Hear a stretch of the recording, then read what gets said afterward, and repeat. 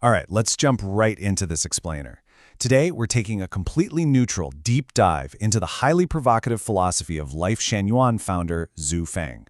And just to be crystal clear right out of the gate, everything we're breaking down today comes directly from Zhu Feng's own writings.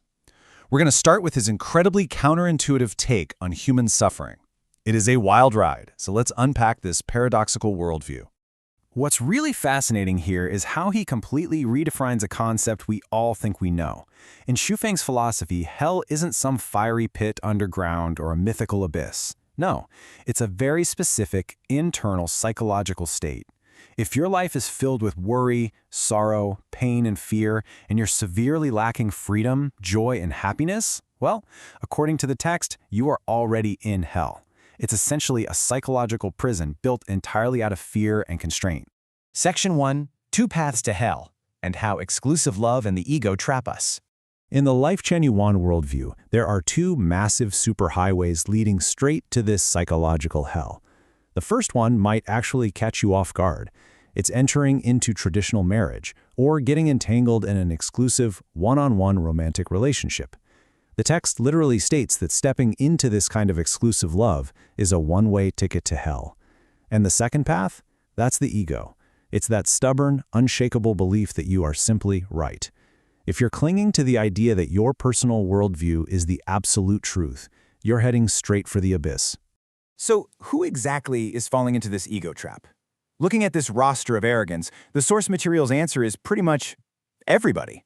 Seriously, no one gets a free pass here. Presidents, billionaires, massive celebrities, spiritual gurus, distinguished scholars, and yep, ordinary everyday folks like you and me. The argument is that if any of these people stubbornly believe their own values or methods are right, they aren't just sending themselves to hell, they're actively dragging everyone else down with them. Section 2, The Mathematics of Ignorance, and Why Human Judgment is Fundamentally Flawed. Now we hit a really crucial concept, represented by the number 64.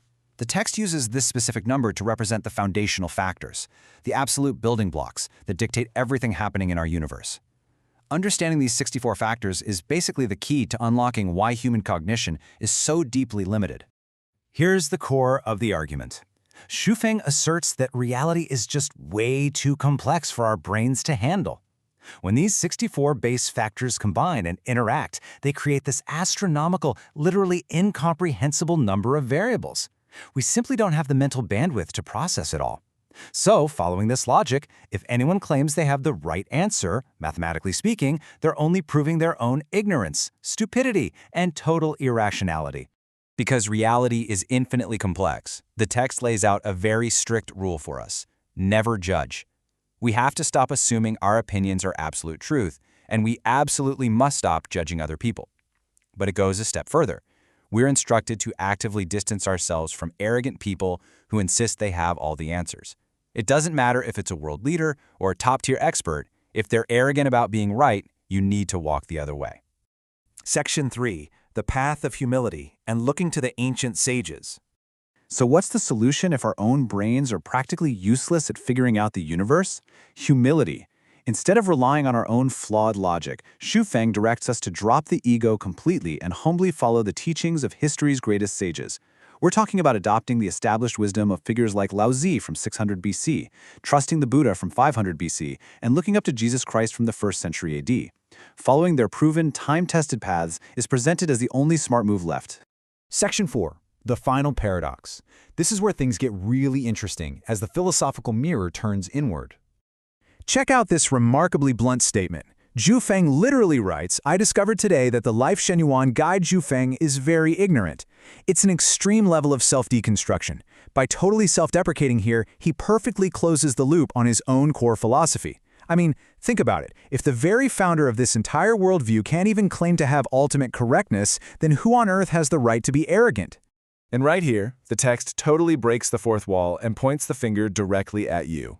After wrapping your head around the infinite, astronomical complexity of the universe and realizing just how severely limited human understanding actually is, do you still dare to say you're right?